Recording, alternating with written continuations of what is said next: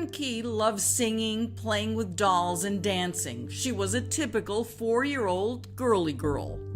I'd always liked the name Lauren, so when she was born, I looked into her baby blue eyes and just knew the name was perfect for her. Describe her and her personality. It was just contagious. She was very happy. But Sarah Key Marr, Lauren's mother, says there was something that tortured her smiling daughter every day. Lauren was the highly coveted centerpiece in a nasty tug-of-war between her mother and father. Who's her father? Cameron Brown. Cameron Brown, a rugged outdoorsman who liked to ski, surf, and run marathons. He was often seen tooling around ritzy Newport Beach, California in a souped-up army truck similar to this one. So how'd you meet Cameron? We met in Newport Beach at a jazz bar. And you started a relationship from there? Yes. Brown was an airport baggage handler, his job hurling 50-pound pieces of luggage on and off airplanes. And before long, he'd also swept the British Rose off her feet, whisking Sarah away on vacations. But just a few months later, their whirlwind romance comes to a crashing stop when Sarah finds out she's pregnant. Did he have any interest in the baby? He chose not to be part of the pregnancy. Did he want you to keep the baby? He'd expressed that he did not. Brown finally appears to embrace his impending fatherhood, but then something inside him snaps. And then what happened? He started pressuring her to have an abortion. When she refused to do that, he threatened to have her deported. Deputy District Attorney Craig Hum says Brown even tries to have Sarah fired from her job when she refuses to end the pregnancy. And when that didn't work, he just cut off all contact with her and had absolutely no contact with her at all. By the time little Lauren is born, Brown is completely out of the picture. For the first few years of her life, he wasn't part of her life, but that was his choice. Did he ever ask to meet her? No, he did not. It's not like he lived that far away from his daughter that he couldn't have seen her if he wanted to. Sarah wanted there to be some kind of a relationship, so there was nothing preventing him from having a relationship with Lauren. Sarah's raising Lauren on her own, but eventually the financial toll overwhelms the single mom. Sarah was just having difficulty making ends meet, and so what she did was she filed a petition for child support, and he was ordered to pay child support. One of Brown's co-workers at the airport says the absentee dad constantly complained about the hefty payments. He was paying $1,000 a month in child support, which was about 40 to 50% of his income. And that's when Brown reportedly comes up with a devious plan. He told one of his friends, I heard that in order to get your child support reduced, you have to request visitation, and so that's what I'm going to do. His initial request was for 33% custody and joint legal custody, and he'd never even met Lauren. Wow. Sarah says she was nervous, but Lauren, now 3 years old, couldn't wait to finally spend time with her dad. I think initially Lauren was excited to meet her father. The first few visits went okay. They were supervised by Sarah, but pretty quickly friction started to develop and there were issues. Sarah tells me the happy-go-lucky little girl suddenly becomes troubled and withdrawn. I would detect anxiety and tantrums that increased as the visits went along. She became very fearful and scared of things that she hadn't been before. Did Lauren ever verbalize to you, no, I don't want to see Daddy, I don't like Daddy? She had said that she did not want to go. She would hide under the bed. But the court order said that she had to go, and it broke my heart to have to let her go. A few weeks before Thanksgiving, Brown arranges an afternoon visit with Lauren. Sarah says she's still haunted by what happened early that morning. I had dropped her off at her preschool, and as I hugged her goodbye, I told her that her father was collecting her. She immediately started to cry and hold on to me, It was hard to separate. The teacher had to come out and pry her from me. I assured her everything would be fine. She was going to have a great afternoon. The last words I said to her was, "I love you." And the last words she said back to me also were the same. Throughout the morning, Sarah can't stop thinking about Lauren. She called the school a couple of times to see how Lauren was doing. And the teachers told her that she was still upset, but she was doing okay.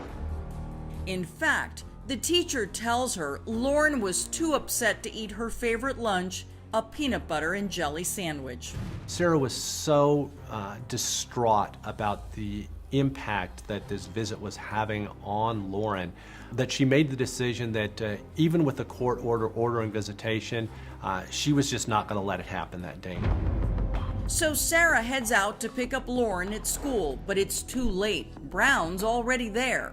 The teachers reported that she didn't want to go with her father. She was crying, and he had to physically pick her up and carry her out of the preschool. Brown drives Lauren to Palos Verdes, the seaside town just south of Los Angeles where he lived. He's planned a hiking trip with the 4-year-old up to a remote cliff in a secluded area called Inspiration Point. Is this the kind of place that you would take a child? No parent, nobody would take a 4-year-old child out there. They make the nearly 1-mile trek to the cliff and end up sitting on this rocky ledge overlooking the ocean. While Lauren tosses rocks into the raging Pacific Ocean below, Brown says he looks away for a split second, and when he turns back, his little girl is gone. He just saw her feet as she went over the cliff head first. Something terrible has happened to precious little Lauren Key. Lauren had slipped and fallen. Deputy DA Craig Hum says during a court-ordered visitation, Lauren's father, Cameron Brown, takes the 4-year-old hiking nearly a mile up to Inspiration Point, high above the Pacific Ocean in Southern California. The cliff wasn't just a straight drop into the ocean. There was a slope and there were projections of rock out from the top of the cliff. Brown says Lauren ran the entire way to this rocky ledge. The father says he glanced away for a split second, and when he looked back, all he saw were Lauren's little feet going over the edge, a terrifying 120 feet drop straight down to the ocean. He said he didn't see her when he looked over the edge of the cliff. What did the father do? Did he call for help? He ran down to a beach that was on the other side of the cliff, and he borrowed a cell phone to call 911. My daughter fell off the cliff in Palos Verdes. Okay, sir. Are you near her? Can you see her from where you are? No, I don't know. I haven't gone down and found her. I just found somebody with a phone. I called you first. Now I'm going to look. Wait a minute. The father hasn't even checked on his little girl? Rather than going to her body or to try and rescue her, he spent about 4.5 minutes talking to the 911 operator. You'd think there would be panic or at least heartbreak in his voice. Not this dad. Does he know where he is? The sunbathing beach. Sunbathing beach? Yeah, I know where the nude bathers go. You guys don't want to get dressed. Sorry. As one witness described it, it was like he was ordering a pizza.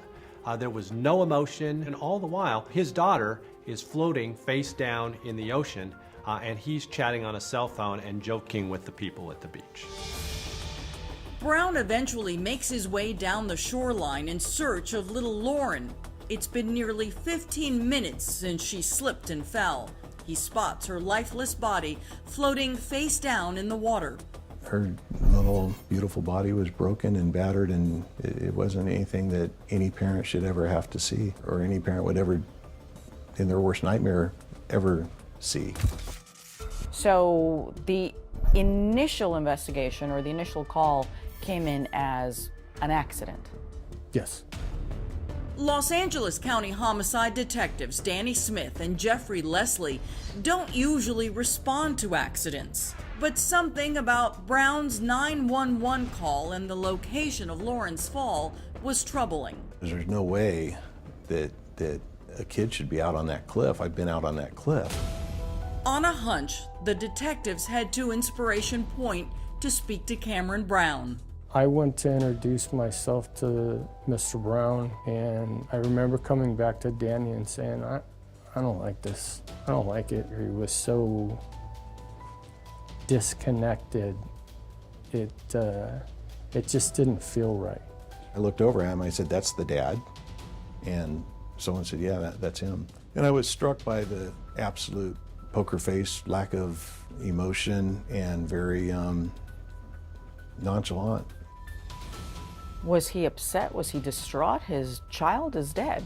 No. He was more concerned about his surfboard on top of his car. An hour away from Inspiration Point, Sarah Kimar and her new husband are worried their little Lauren is late coming home. We decided to drive up to where her father lived, and we were on the phone to the police trying to find out if there was any accidents, and we were directed to go to the nearest police station. When the police told you to go to the police station, is that all you knew as you were driving over there? That's all we knew. So when we got there, we were met by a detective. It was all quite a blur to me. They mentioned the word Cliff, and there had been a death, and it involved Lauren, but I couldn't piece everything together. I remember becoming hysterical. I was just cascaded into this emotional pain. I just remember wailing, heaving, no words were coming out. And as the police describe it, your reaction and the father's reaction could not have been more different on that day. I feel my reaction was what any parent, how they would react if they just heard the worst news of their life.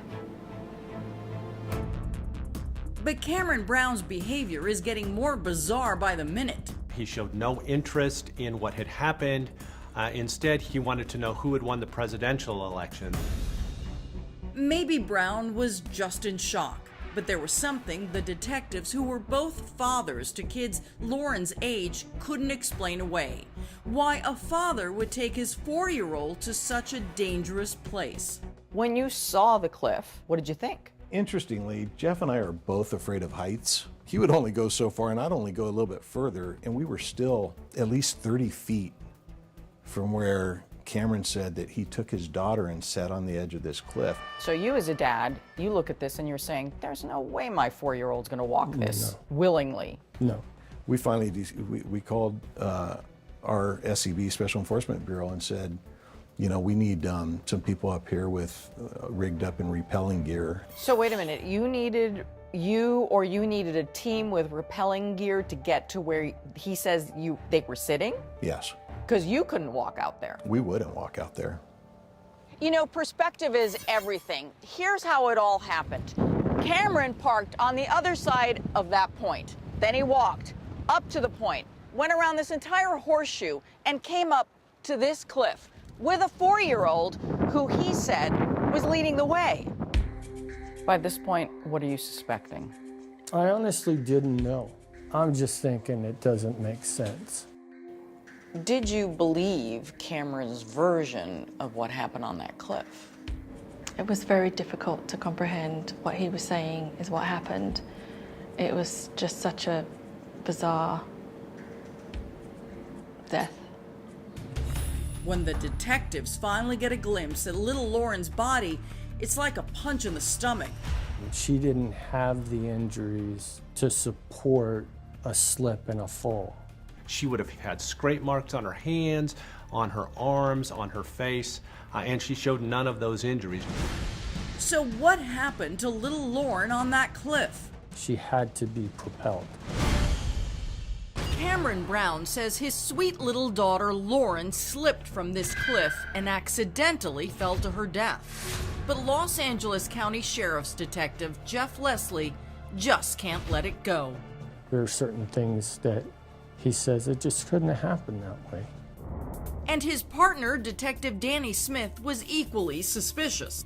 Cameron was just a very odd guy. But odd doesn't make you a killer. It does not make you a killer, but we just really didn't have a warm and fuzzy feeling about the guy either. Neither did the DA, who believed Cameron Brown murdered his innocent 4-year-old daughter in the cruelest way imaginable. Do you think he just pushed her? Do you think he dropped her? Based on the nature of her injuries and based on the force with which she would have had to have been thrown. Had it even sunk in what had happened? That she died at the hands of her own father was incomprehensible. No one, especially Lauren's mom, Sarah, wanted to believe a dad would or could throw his own child to her death. But the evidence seemed to be overwhelming. What was the forensic evidence? They examined the edge of the cliff, they examined the dirt, the brush, the weeds, and there was just no scuff marks, there was no evidence of slipping or sliding or any disturbance along the edge. The county coroner agreed, releasing a disturbing 32-page report ruling Lauren's death a homicide. What were the injuries on her body that indicated to you that this was not an accident? If Lauren had accidentally fallen and slipped, she would show significant sliding injuries, significant abrasions, because the cliff wasn't just a straight drop into the ocean. She showed none of those injuries, just one sudden impact, which was consistent with her being thrown clear of the edge of the cliff and landing on a single projection about 100 feet down before bouncing off the cliff and then going into the water.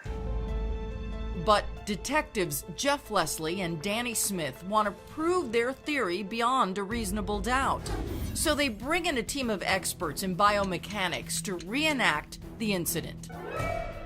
They fill a box with 40 pounds of weights, about what 4-year-old Lauren weighed at the time of her death, and go back to Inspiration Point. They hurl the box about 10 feet, the distance they estimate Cameron Brown could toss his 40-pound daughter. Remember, he was an airport baggage handler who tossed 50-pound suitcases for a living. The results are chilling. How do you suggest he threw her? The defendant actually placed one hand near the top of Lauren's back and literally threw her off of the cliff so that she cleared the edge of the cliff, rotated from a head up to head down position, and struck the rock face first with her back away from the cliff and her face into the cliff. The big question still needing an answer: motive. Why would a dad kill his own flesh and blood? The defendant and Lauren's mother, Sarah Kemar, didn't get along at all. Their child custody battle was very contentious. And cops say that's one of the saddest parts of this story. Brown killed his own daughter just so he wouldn't have to pay a few $100 a week in child support. Can you imagine that would be the reason? No.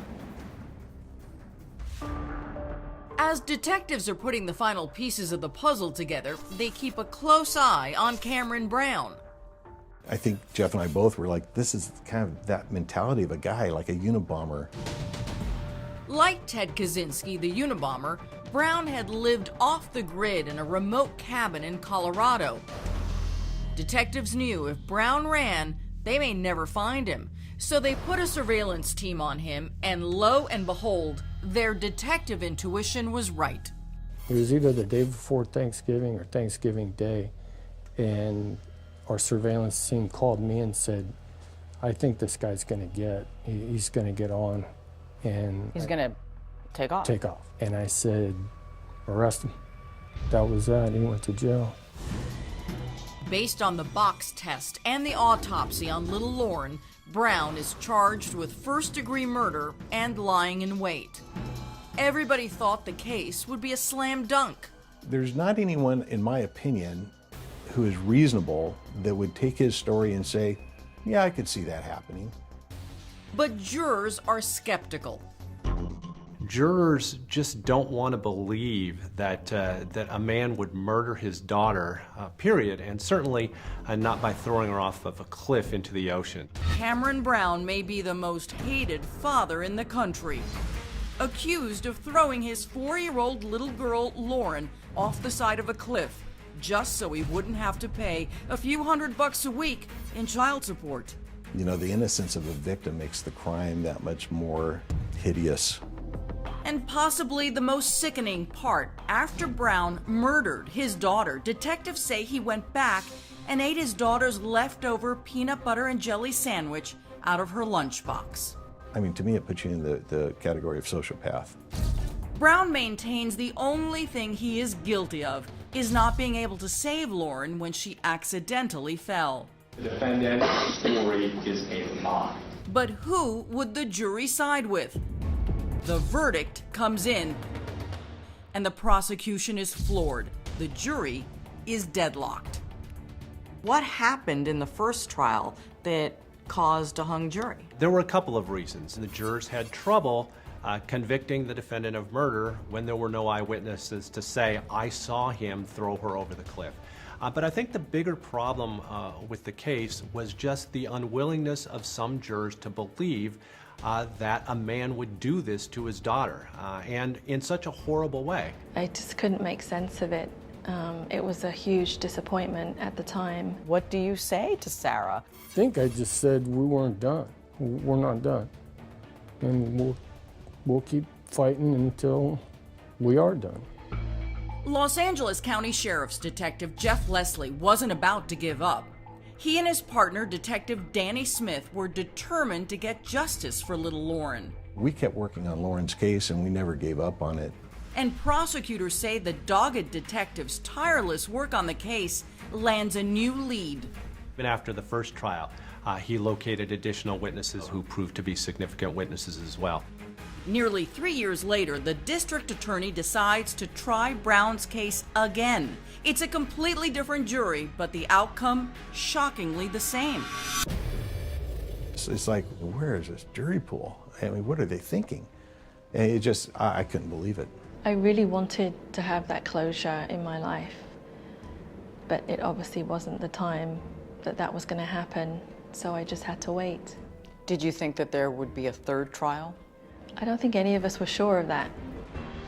Detective Danny Smith decides to hang up his badge and retires. But desperate to find justice for little Lauren, Detective Leslie goes back to the DA and asks, what will it take to get a guilty verdict?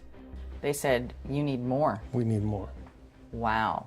So we just kept banging away at it. He knew that if there was anything else out there, if there was any other information he could get, that he was going to go out there and dig again. And there, in one of the dozens of binders Detective Leslie had filled with notes, he spots a name. It's a baggage handler who worked with Brown, and he was never interviewed. He was able to locate a witness who recalled back shortly before Lauren was murdered how the defendant would complain about the child support payments. I think the comment was something to the effect of, wouldn't it be nice if we could just kill him and get rid of him? With that witness, they headed back to trial for a third time. But would that one witness be enough to tip the jury? As you're there for the third trial and the jury goes out, what's going through your head? Obviously, I hoped for justice and wanted us to win. You must have been really nervous. Everyone was on edge. This time, it takes the jury just over 36 hours to reach a verdict. And what's the verdict? With the jury, the above entitled action finding defendant Cameron Brown guilty of the crime of murder in the first degree. Guilty on all counts. Even jury members rejoiced. For all the pain she has been going through, I'm sorry for your death of your baby, but justice has finally been served. Could you believe it? No. After 3 tries, you finally got guilty. We finally got her guilty. I think that I heard Sarah sobbing in the audience. I looked at the detective who was sitting next to me, and there was just an overwhelming sense of relief that justice had finally been done. The prosecutor says that when it came to sentencing is when you became visibly emotional in court. What was going on? I think it finally set in. Sorry, I guess it still does. I remember when I turned over my shoulder and looked directly at Sarah. Who's sitting here right now. Who's sitting here. We just kind of made eye contact like we did it. And we're done. It was a long, emotional 15-year fight for justice for Lauren. Yeah, I told you we weren't going to give up. No. I think I told you that from the beginning. I believed you. Yeah. I believed you. And just when he thought he could rest, Detective Leslie found himself in another battle. This one for his life against an aggressive form of blood cancer. And how are you doing? I'm doing okay. I have good days and bad days. Been through a lot of treatment, a lot of chemotherapy. Had a bone marrow transplant. My son was my donor. I think I was on my deathbed a couple of times. He's probably the toughest guy mentally and physically I've ever known in my life. There's no quit in him. Lauren's case shows you that. Yeah, there's no quit. He's not going to give into this thing. I would like to thank Detective Leslie from the bottom of my heart for his loyalty, his hard work and dedication, because without this, there would be no justice for Lauren.